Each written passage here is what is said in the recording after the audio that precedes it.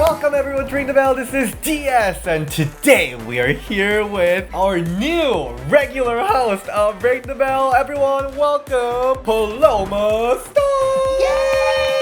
Thank you guys for welcoming me, especially you, DS. Thank you for welcoming me with open arms. But of course, I wouldn't be here without Lola Star. I have big shoes to fill for sure. We're a week away from SummerSlam. It's like the biggest show of the summer. Some of the story like super hot, some of them a little confusing. Yeah. Let's get right into it. So Raw started with 24/7 championship, but also it was like a tag match. Yeah. The commentators were like, we're gonna explain the rule later, but they never They never even got to it. Yeah. They never even had a chance to get to it. But it's great seeing Renee Michelle. Yeah, totally. I think a lot of people forget that she was in the Mae Young Classic. We're just like, oh, it's so cool to see her wrestling. I'm like, she was already on TV, but I'm glad she's back. She actually plays her role. I mean, obviously, I know they're really married, but she plays that character really, really well. Really well. Totally. I love that. And I love that she was wearing that 24/7 champion belt inspired gear. I know. Hey, look at me. Me too. Yeah. Like Maverick. She's dressing up as a belt so that Drake would love her. It's Exactly. like kind of sad. It was kind of like subtle, but not subtle at the same time.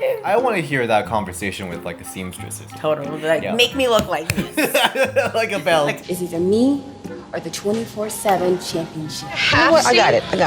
Not the best looking It's belt. not, it's grown on me, but it's still not the prettiest belt. But you know what? It's creating a lot of opportunity for all the Yes. women, including pregnant women. Exactly. So, the opportunity. Is this a thing that Carmella does all the time? Does she rap all the time? I didn't think she did. Maybe that's something that like R-Truth is like teaching her. I am not like a rap connoisseur, but this sounded bad.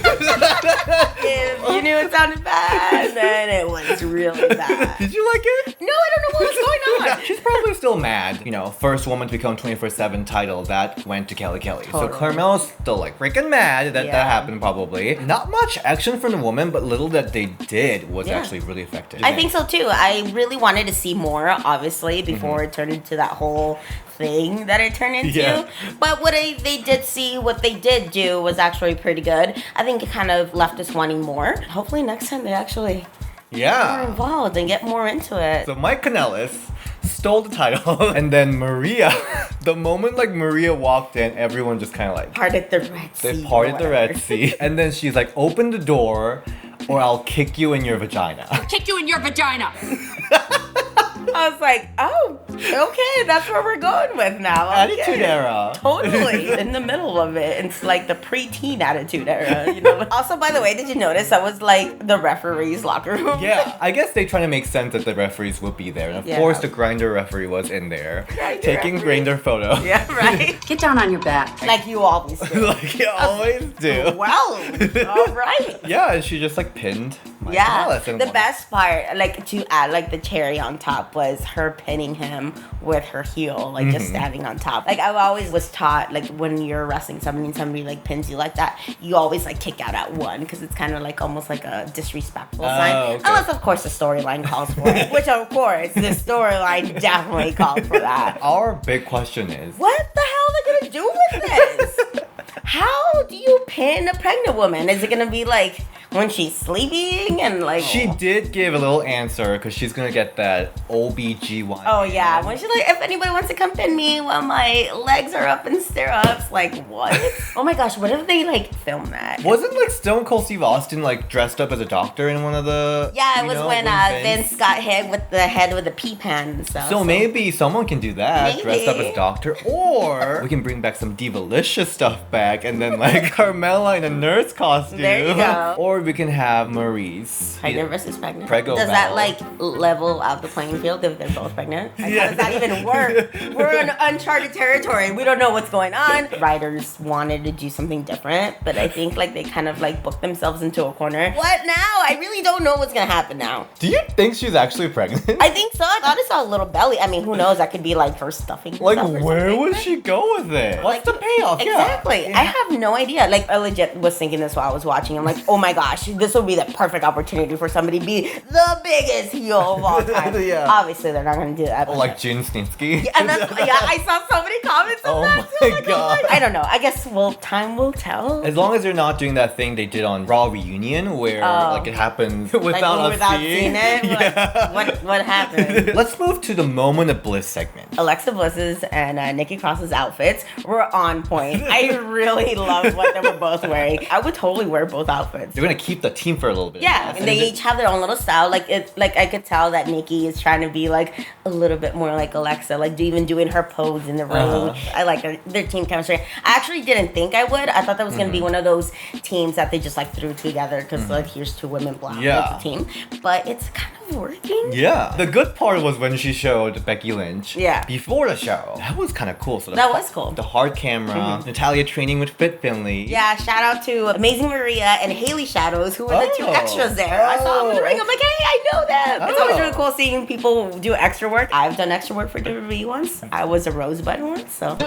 Kind of like random fact there. I was dressed up like a disco kitty, so I had the cat ears and a cat tail. Yeah, so that was lots of fun. But it's always cool seeing people extra work. People are like, hey, I know him. This segment was really interesting. Becky was like, you're a traitor. Natalya's practicing. Calling her move. Yeah, I think the last time we saw this kind of footage for women's wrestling was when Maurice was going against Eve Torres and she was like practicing jujitsu before that match or something. It was cute. I think it kind of brings a little bit more like realness and like why wouldn't you train if you're like going for your opponent? Yeah. Why wouldn't you train on how to counter their like known move? Yeah. So it's kind of cool them actually showing it. I thought it was funny how like Becky Lynch came in and just like punched or kicked Finley. He's just like, oh. The man character works so well with the realism, so I love that they're bringing this back. These kind of segments, and then of course the Tantron promo that she cut, I think that's really bringing the main character back. I agree. From all the damage that she had facing Lacey. Yeah, and then Lacey's, I don't know where, she's like off in oblivion somewhere. She's trying to have a match with Medusa, but I don't think that's working. I think that it adds a lot of layers to the man character and adds a lot of layers to the storyline in general, doing these different segments besides just like your typical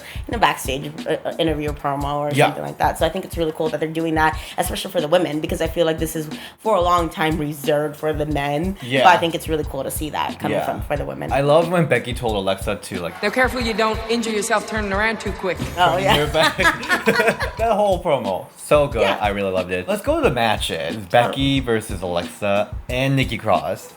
I mean, it wasn't bad. Like, at first I was like, okay, this is going all right. Not too bad. But there was just something that was, like, not clicking. I don't know what it is. Nothing was bad. No, that's the thing. Is like, there's nothing, like, that stood out that was like, oh, my gosh. I can't point out one thing that was like, oh, this was terrible. It's just, I don't know what it is. It's like some...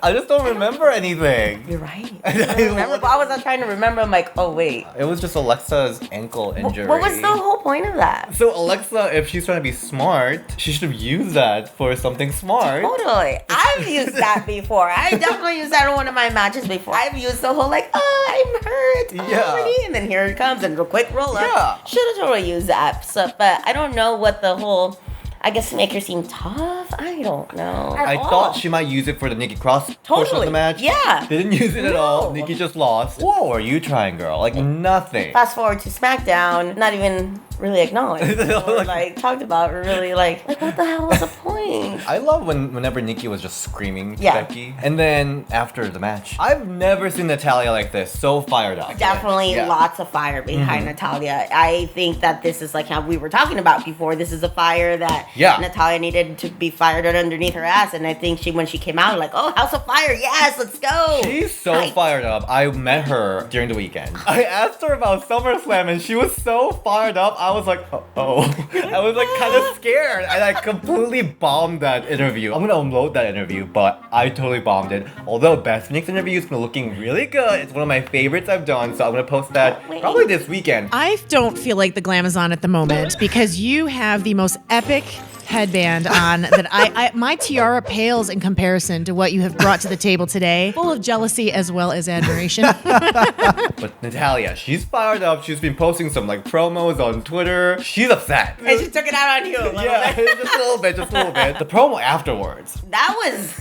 I liked it, but this is another promo of like normal people don't talk like that promo. Kind of like the whole like Mandy Rose and Sonya Deville promos. Like, you don't talk like this on everyday conversation. Like, what? Like, I liked what they were trying to say and do, but it's just a delivery. It's like, I like the direction because she's trying to kind of trigger Becky's pride. Yeah. And I like the idea of submission match for this, totally. 'cause Especially for women, that would really showcase their strengths, which is obviously being technicians. Especially with two women who always wins matches with using finisher. Becky did bring up new finisher, but like she never seems to like hit it well. And then Natalya never in this long tenure never had a non-submission finisher. No, you're right. I don't think there's ever been like a actual move. I mean, I'm sure there's been like moves she's won with, but and also Toronto crowd, I think they would be the crowd that would really appreciate some technical match. For sure. I mean, I sometimes think like people, I guess more like casual fans will think, oh, that could be boring, but I think it could be really entertaining and really showcasing things that are not necessarily showcased for women in WWE. Becky needs that good match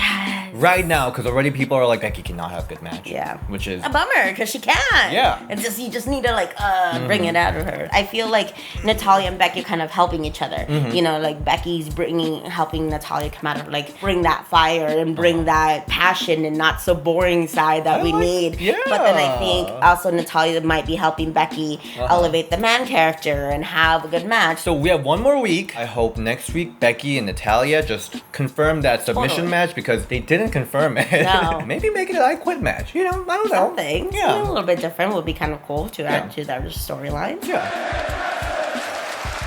Let's move to SmackDown. Before SmackDown started, there was a web exclusive, and then it was IIconics. Because remember, last week, that freaking promo between Mandy and Sonya. I thought you were gonna say, remember, the IIconics are tag team champions. Oh yeah, right? Remember that too. That's the thing too, everybody. Because don't forget. Mandy and Sonya was supposed to have that tag match. They're not having that match because IIconics have some dog fever or something. I didn't watch this, so...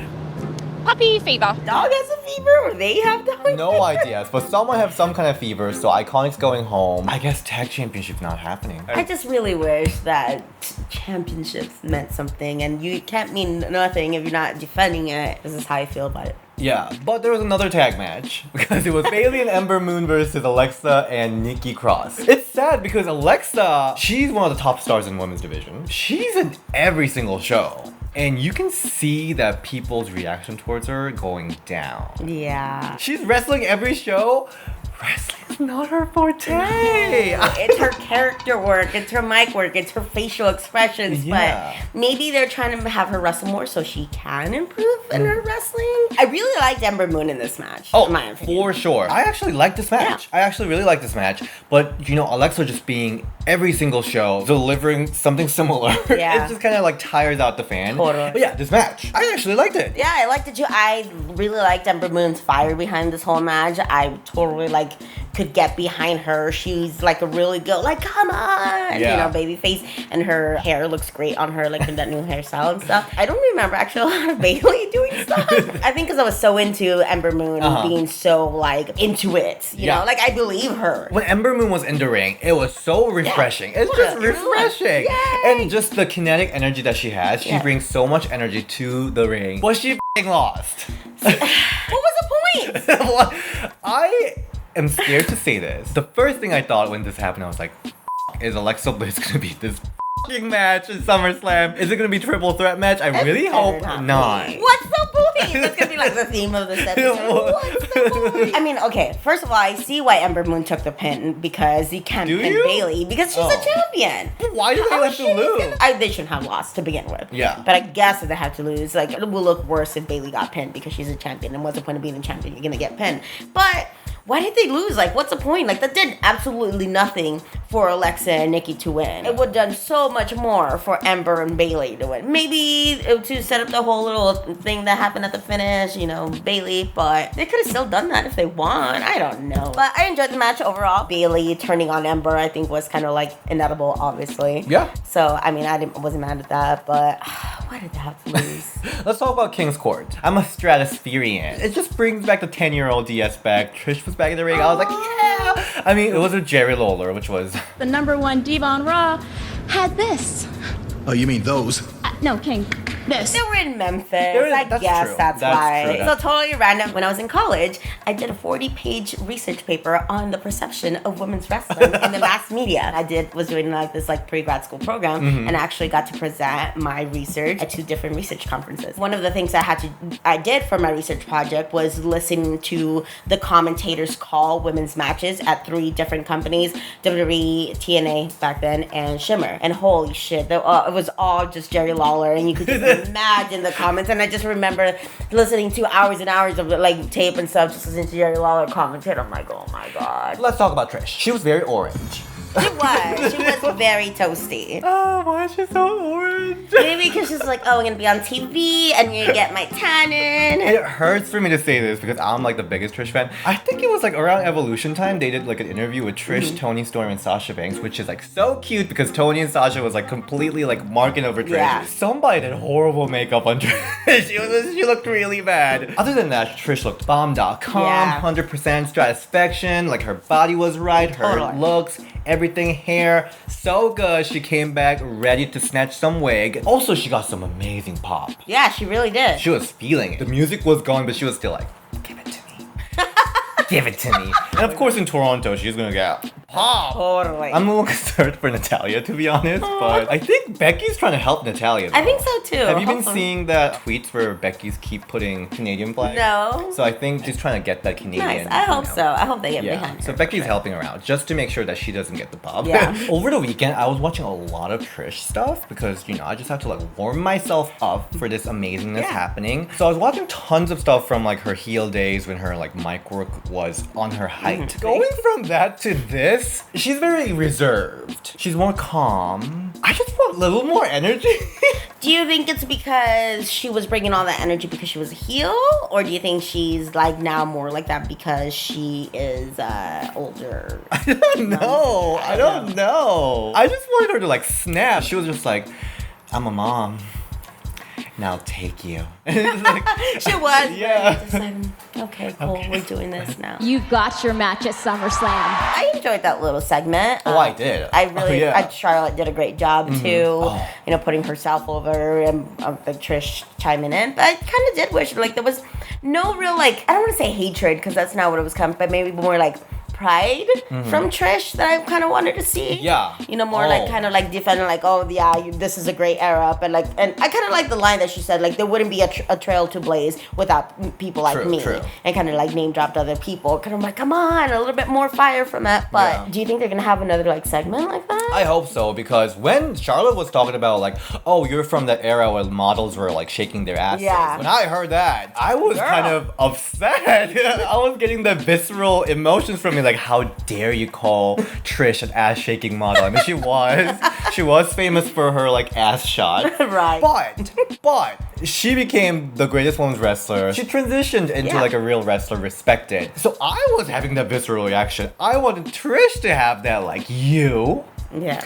Bitch! But she was very calm, you're just acting like a little bitch. Bitch. Maybe we'll see a little bit more build up to it. I mean, they just have one more week, so maybe, like I said, maybe they'll do another segment, and that's when we'll really see Trish get fired up. We'll see. I hope- But I hope love the so. direction. Totally. Trish versus Charlotte, that just works. Yeah, I agree. Yeah. And I think a lot of people are like, oh, here comes Charlotte again. But really, if it wasn't Charlotte, then who else? Yeah. I feel you have to kind of have that iconic, almost, that torch was already passed, but you kind of had to, see it. When else is that going to happen?